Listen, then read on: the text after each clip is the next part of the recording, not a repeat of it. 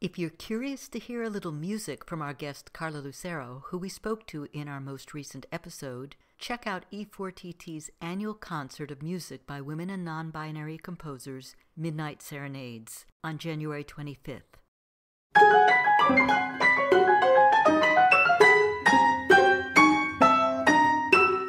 Welcome to For Good Measure, an interview series celebrating diverse composers and other creative artists, sponsored by a grant from the California Arts Council. I'm Nanette McGuinness, Artistic Executive Director of Ensemble for these times. In this week's episode, we continue our conversation with Nina Shekhar, who we spoke to in December 2023. Beyond mentors, what or who has influenced you the most as an artist? And what are you currently listening to or looking at or reading? In terms of other influences, I mean, I mentioned like Pink Floyd was a big influence for me.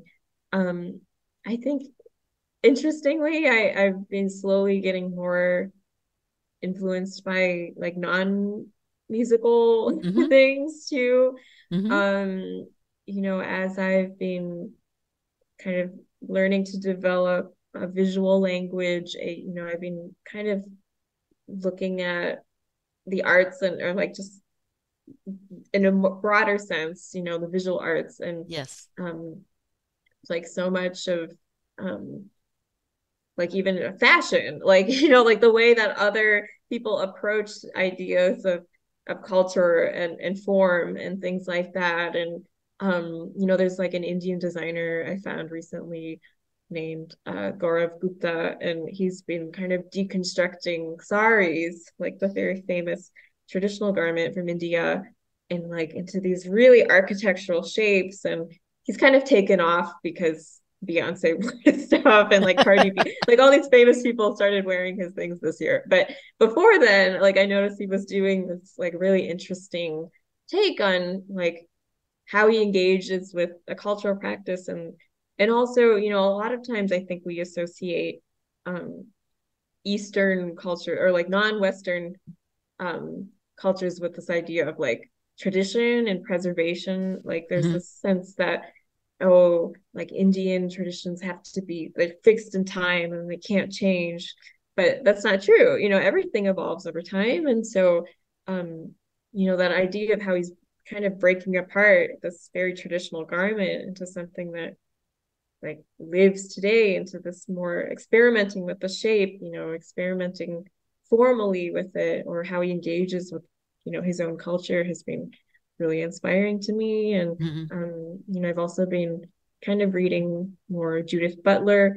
They're famous sociologist and gender theorist. And, I'm working on a dissertation that's kind of related around those themes. So it's been really influential to me and kind of thinking about my own identity, but also the way I see gender expressed in the media and in art in general.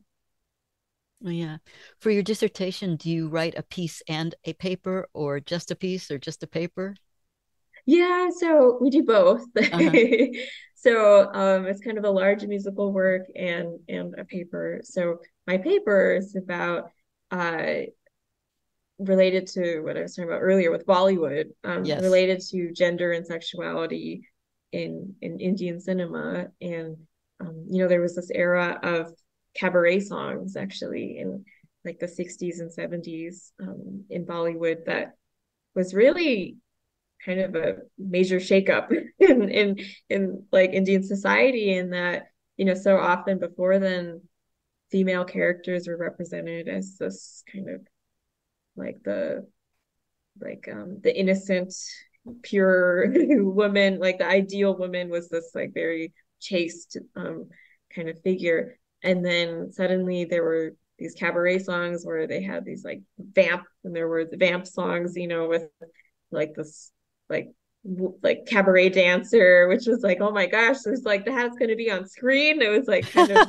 like shocking for people. But I realized like so much of my own identity when I saw that, I was like, wait, an Indian woman could be like that. And it was just like really kind of earth shattering for me, and Mm-hmm. how I constructed my own identity. And So my dissertation is kind of an exploration of that era. And since then, like in a lot of Indian songs, like in the movies, like even just vocally, like what kinds of voice types are represented for different women, and like lower voices versus higher voices. Lower voices were considered kind of like raunchy Mm-hmm. compared to like the pure austere woman.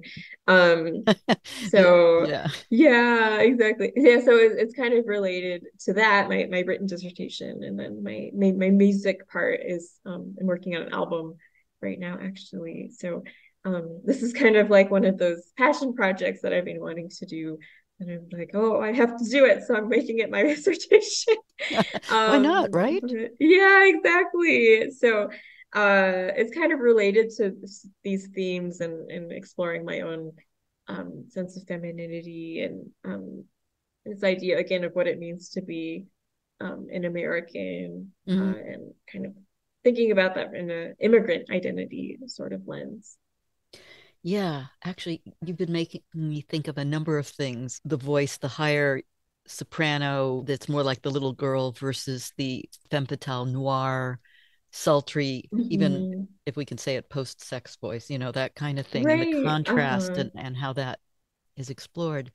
But yeah, being an American and being of immigrant family, that story I think played out for you in the dual major. Right. Yeah, I think that that's a common, my experience was a very common like immigrant family experience. I think, there's a sense of how do you pursue an American dream?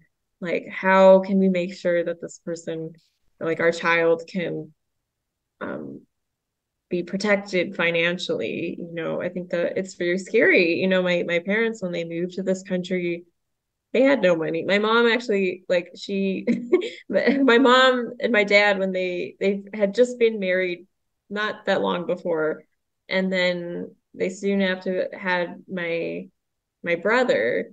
Um, and my mom worked in a lab in Missouri, and my dad worked in a job in Kansas, and he would commute on the weekends, Oh, and wow. with her and just like the new baby. And my mom would tell the story like how they didn't have any furniture or know where to go to buy furniture. So she would just sit on the floor. Oh, So oh. I think that this is a very common immigrant experience, and over time they've worked really hard to make a comfortable life for me. But um, I think that this mentality of being very protective over your children in a culture that is different from their home culture, and knowing how to make sure that um, your child is protected financially, is safe, is not taken advantage of, I think is a really common fear for a lot of immigrant families. So um, I think it's something that has definitely informed my own experience, and why they were so afraid for me to even just go into the arts. They didn't know that it could be possible to actually sustain yourself professionally, and just like financially too. Yeah, they're more comfortable now, right?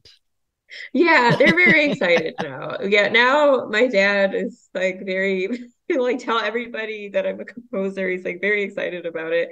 And for them it's like, because we didn't really have any artists in our family, like even just generally Yeah. generationally. So he's like, how did that happen? Like, where did you why are you a musician? Like, where did this come from? And so he's like very excited about it. And likes to tell everybody this now. So yeah, they've definitely come around, and I think they're they're very excited now. Thank you for listening to For Good Measure, and a special thank you to our guest, Nina Shekhar, for joining us today. If you enjoyed this episode, please subscribe to our podcast by clicking on the subscribe button, and support us by sharing it with your friends, posting about it on social media, and leaving us a rating and a review.